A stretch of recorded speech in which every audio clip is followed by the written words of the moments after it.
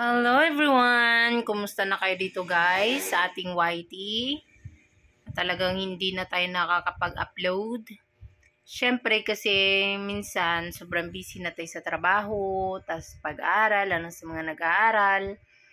Napabayaan na natin yung ating YT. Minsan napaghinaan na rin tayo ng loob kasi nga wala tayong views, wala tayong mga masyadong followers.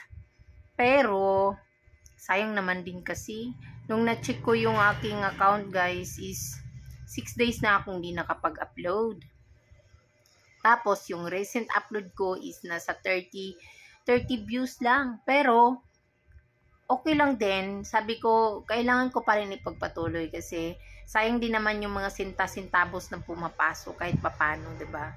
So siguro talagang mag-iisip na lang din tayo kung ano yung pwede nating i-upload kasi nga sa hirap ba naman, sa dami naman kasi ng mga creator ngayon, sa dami ng mga nagbablog, sobrang hirap na mag-isip ng anong i-content.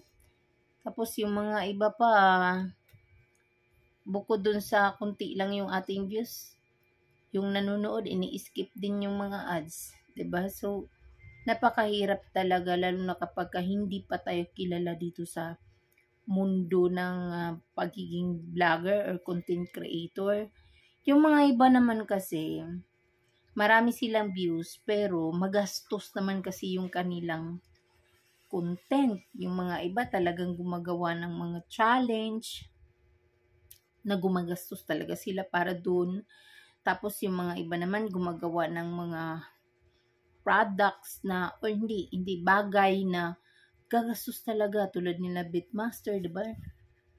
Kaya yung mga iba guys, alam nyo yung mga iba, kulang na lang nagladlad na, diba? Yun yung ginagawa dati ng mga ibang sikat na content creator ngayon, na papakita ng katawan para lang makahakot ng views. Pero ang hirap naman din kasi ng ganun, nakakahiya naman. Lalo na hindi naman tayo artista, tsaka hindi naman tayo maganda, hindi naman tayo sexy, diba? So, nakakahiya, sobra. Tapos minsan inaabangan pa tayo ng ating mga kamag-anak kung ano yung i-upload natin. Yung mga anak natin, conservative na talagang ayaw nila na makita na ganyan-ganyan nanay nila. So, talagang napakahirap mag-isip. Tapos kung halimbawa naman, cooking naman, marami din naman kasing mga nagluluto. Tapos sa mukbang, ay magastos din naman. Marami ding mga mukbang na talaga nag-trending, pero magastos. Kalain mo, syempre, kailangan bibili ka ng maraming pagkain, tapos lalaklakin mo siya, kakainin mo siya. Napagastos nun, 'di ba? Yung mga iba naman, prank. Okay yung prank kung mayroon kang mga kasama sa bahay.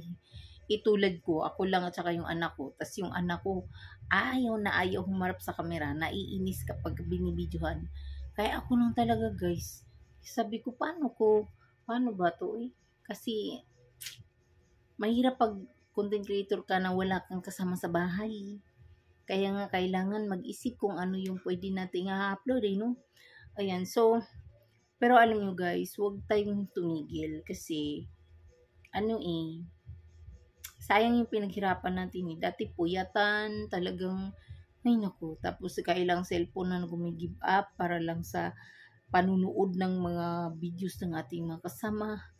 Diba? So, hirap naman kung i-give up lang natin ng ganun-ganun lang. Kailan monetize na tayo. So, pagtyagaan na lang natin guys. Kaya natin to.